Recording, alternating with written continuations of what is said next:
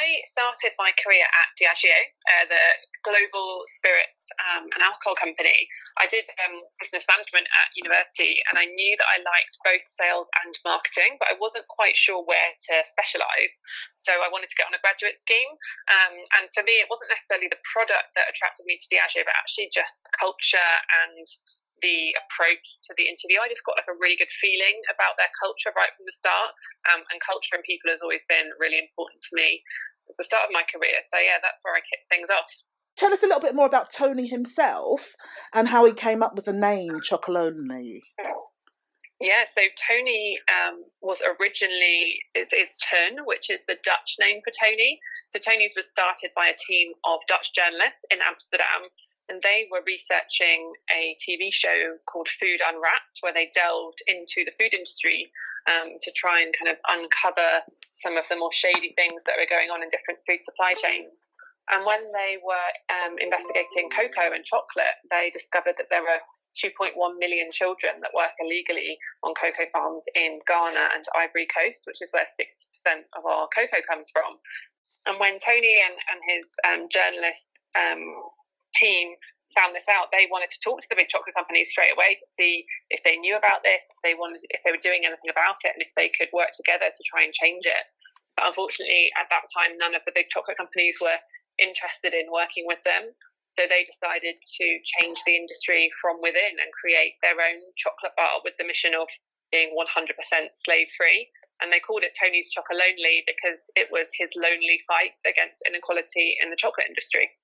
You're on a really serious mission, yet your brand is quite fun, and in my opinion, it's got like a feel of sort of like Willy Wonka sort of about it, with that that bold typeface and fantasy almost approach to it. How do you balance this fun approach with the slave-free chocolate message?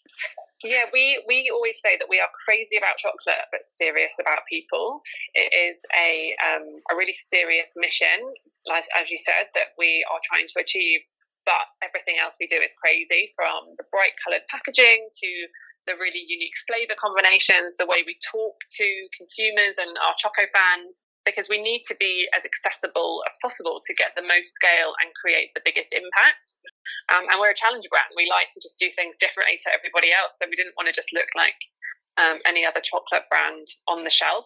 And I think it kind of creates that nice tension, like you said, between really serious mission, but everything else being really fun and approachable. And it's worked for us so far. Could you tell us a bit more about how the uneven segments of the chocolate came about? Yeah, we used to be shaped kind of at the start like a normal chocolate bar, kind of straight lines. And then we decided that didn't really represent what we were about, because the chocolate industry isn't equally divided. So we decided that our bars shouldn't be either. So the bars are very unequally divided. It's the biggest source of feedback that we get from our online reviews of people saying they love our chocolate, but they're frustrated that they can't share it equally. But that's exactly the point. The chocolate industry is not shared equally. And until the profits are shared more equally, and until it's more equally divided between all the stakeholders in the chain, our bars will stay unequally divided too. How are you actually encouraging other chocolate companies to become more responsible? That is our biggest mission. We can't change the industry alone. We say that together we'll make chocolate 100% slave-free, and that means together with consumers, with retailers, with government, and also with other chocolate. Have developed our 5 sourcing principles, our 5 rules for producing slave-free chocolate. And those sourcing principles are openly available through what we call Tony's Open Chain, which is a website and a platform that any chocolate company or manufacturer can access to see our secrets, essentially, kind of how we do it and therefore how they can do it. Yeah. The only ones doing this, we want other people to join our mission and become our allies in 100% slave-free chocolate. And the great thing is that people are already doing this. So we are number 1 market share in the Netherlands, and their biggest retailer is Albert Heijn. And they have a private label chocolate range called Delicata. And last year they announced that they were going to switch their sourcing of their cocoa for Delicata and follow our sourcing principles. Wow. So they've become our first mission ally, and that's added, I think it's about 5,000 tons more cocoa going through our sourcing principles, which means that farmers are earning a living income. Yeah. They are, they've got a 5-year contract with us. That's a fully traceable supply chain, so we can really take responsibility for where the beans are coming from and going to. So that is what we're aiming for now in the UK, to convince other, whether it be retailers or manufacturers or brands, to source via our sourcing principles, because that's the way we can make the most impact. Great. Okay, that's really good.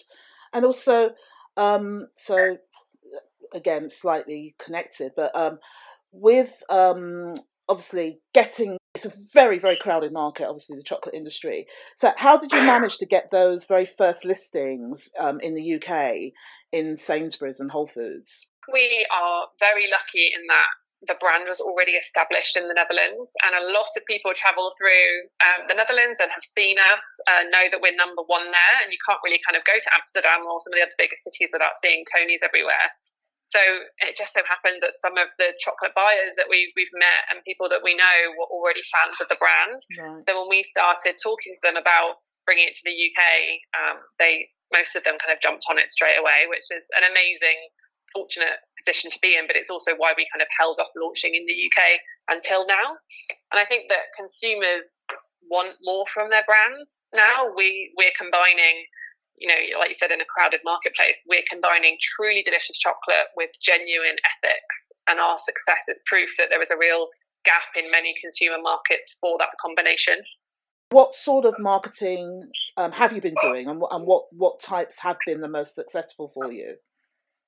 Yeah, so we have, like you said, a no paid media policy, no traditional above the line media, although we broke that once this year when we took out a full page advert in a Dutch newspaper to lobby the government to put in place their version of our Modern Slavery Act. So we're not completely wedded to it when it's furthering our mission. But yeah, we don't do any above the line marketing or media in the UK. So first of all, our bar is our biggest marketing asset, really. Like you said, it's bright coloured packaging. It tells our story on the inside of the wrapper. The unequally divided pieces tell a story, and that is what we see people just actually, we say share our chocolate, share our story, and people do. They literally buy the bar for other people, or they share it with friends. So that is our biggest marketing asset. And then we do lots of sampling. The chocolate is just so delicious that when people try it, they have to buy it, and then they have to buy it again and share it with other people. So sampling at events, at trade shows, at consumer shows, through social media. We do lots of weird and wonderful sampling activities, so that really works well for us. And then social media is a great way for us to have a really direct conversation with our Choco fans and what we call our serious friends.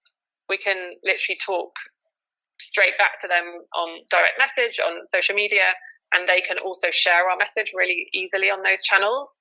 So that's a really important one. And then we've done some really cool kind of experiential stuff. We did our free chocolate pop-up here in London in March when we arrived. We do Tony's Fair in the Netherlands, which is a huge consumer event, but also that we invite our customers, our cocoa farmers, our team to every November. And then in the US this year, they have had the Choco Truck, which is this giant milk truck, branded Tony's, that's been driving all around the US, telling people about slavery in the chocolate industry and kind of getting them to jump on board with our mission and to share our chocolate and share our story. And we also do a lot of PR as well to really get that mission and message across. Brilliant. Great. Thanks very much. Tony's is now one of the best-selling chocolate bars in the Netherlands. Do you feel that's actually possible to get to similar heights in the UK? Yeah, I'd like to think so. The UK chocolate market is huge, so we do have a long way to go.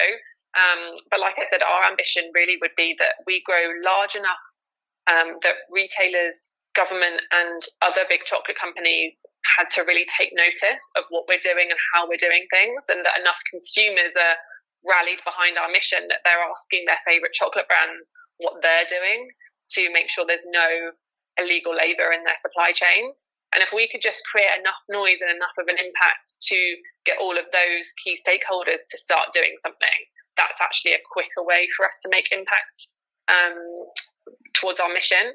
So number one market share isn't necessarily the goal for us here. The vision of 100% slave-free chocolate is much more important. Looking at your About Us page, I've noticed that you all have fairly unusual job titles, including yours, Countess of Chocolate, which is a brilliant job title. Do you come up with your own job titles, or do they get allocated to you over time? No, so we actually have a little project group in the Netherlands that come up with everybody's choco titles. When you join the company, you do a little questionnaire for Clink, our head of design and our kind of brand guardian. And he looks at that, and then he also talks to this little project group, and they decide on your Tony's Choco title, and then you also get have a photo shoot to have your mugshot, which is your Tony's profile picture that also goes literally on your mug. So we kind of believe at Tony's that everybody is unique as a person, but also unique in the role that they're doing. So if somebody else was doing my role, they would be doing it in a different way and with a different approach. So they wouldn't be the Countess of Cocoa; they would be something different. Yeah. We all get unique titles and mugshots to reflect that uniqueness. Great, I love that. Who are some of the people that you personally find most inspiring in business and or in the food world? That's an interesting one. I'd say that B Corps like Innocent and now Pip and Nut kind of companies that you can see have built out of a founder that's just had a real passion or seen a real consumer need and then grown a really amazing business from that, but really kept true to themselves. I find those really inspiring, and I just love things like Innocent's social media and their tone of voice, the way they do things. We unashamedly steal with pride from some of what Innocent do, because a lot of people at Tony's have come from Innocent, so there's little kind of crossovers in our culture. And then another one I really like, I've been following since the start, is Livia's Kitchen. Olivia Wallenberg, again, is another example of someone who's really identified a true consumer need from her own need, because she's got lots of food intolerances, and then has built a food business on social media, but just by being really authentic with her fans and kind of followers right from the start.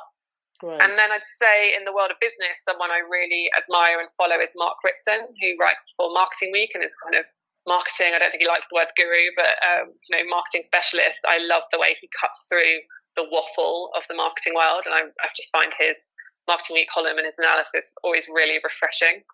The last few questions are ones that we tend to ask everybody them anyway, because we like hearing the answers to them. You are on a mythical desert island, and you've got one ingredient that you can't live without. So what would that be? And also, if there was one dish type that you could live on forever, what would that be? So I was thinking about this, and I was thinking I kind of put salt and butter in everything, but you would have plenty of salt on a desert island, so I don't need to take that with me. So I think it would have to be chocolate. I am such a sweet tooth and a chocoholic, so I don't know if I could live without it. And then in terms of my favourite dish, despite my accent, I'm actually Irish. All my family is Irish, but I grew up when I was younger in the UK, so I didn't really get the accent.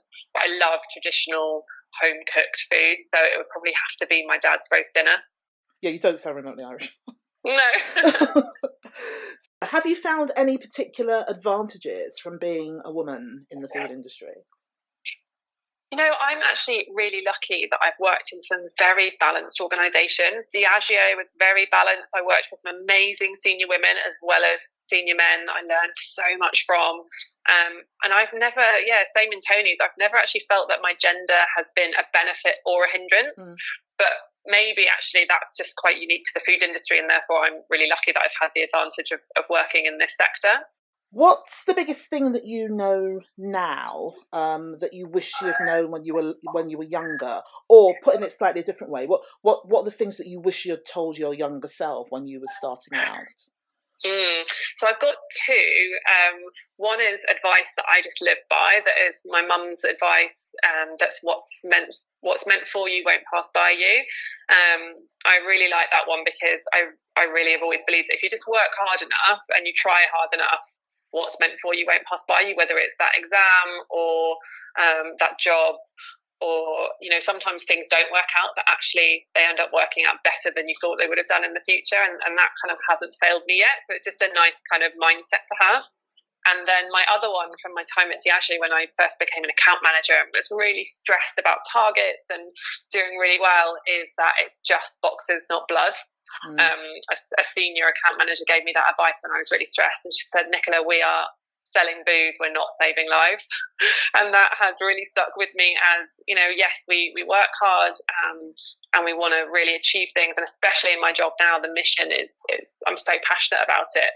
But there's absolutely no point in being stressed all the time. Yeah. Like, perspective and prioritizing are really crucial to having a good work-life balance and making sure that you're best at work, but also at home. So I try and keep that in mind. Nicola, thank you so much for your time today. It's been really great talking to you.